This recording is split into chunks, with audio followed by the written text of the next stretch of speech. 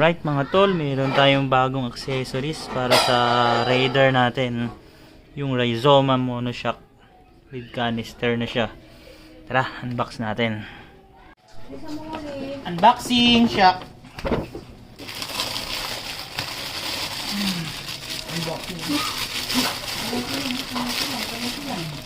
Yan. Yan, Rizoma. Tapos, ito yung canister niya.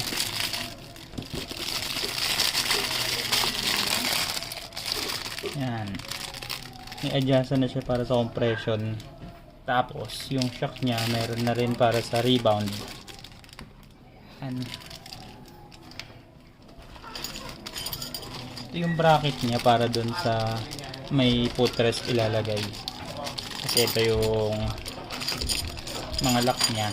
Ito yung para sa canister niya. So ito mga tol, no, natanggal ko na yung left side na part nung Raider. Natanggal ko na yung mga pairings dyan, yung leg shield, tapos yung kaha niyang nandito. Tapos dahil may alarm ako, kailangan din tong tanggalin para makita yung bolt ng shock. Ayun,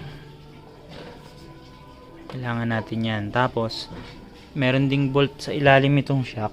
Para mas madaling matanggal yon, kailangan muna natin alisin tong gulong nya. So yun mga tol, no, natanggal na natin yung gulong. Bali, natanggal na rin natin yung bolt na nandito sa ilalim. Kaso nagkaroon tayo ng problema. Yung tools na gamit ko walang extension. Ngayon hindi abot para matanggal yung bolt na yon. Buti na lang, nakairam tayo sa tropa natin. Yan.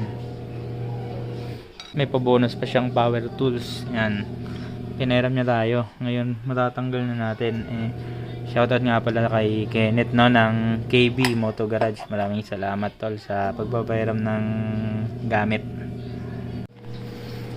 So, natanggal na natin mga tol na yung stock nating shock. Ito na. Yan. Showa. Ito yung ipapalit natin, yung ating Rizoma Monoshock with canister na yan. Yan, kung titignan, no, pareho lang sila ng haba. Kasi pang Raider talaga yan. Ano yan, Rizoma Monoshock with canister, 285mm.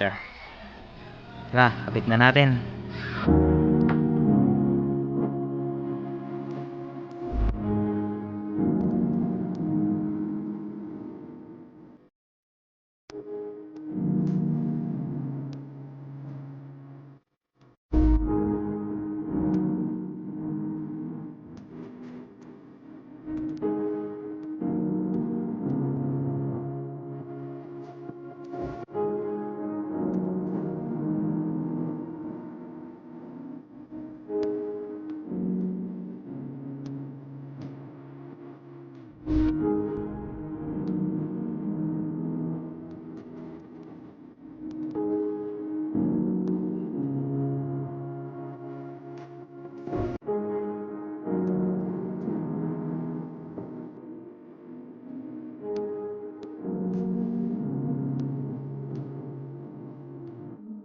So ito mga tol, no, naikabit na natin yung shock natin.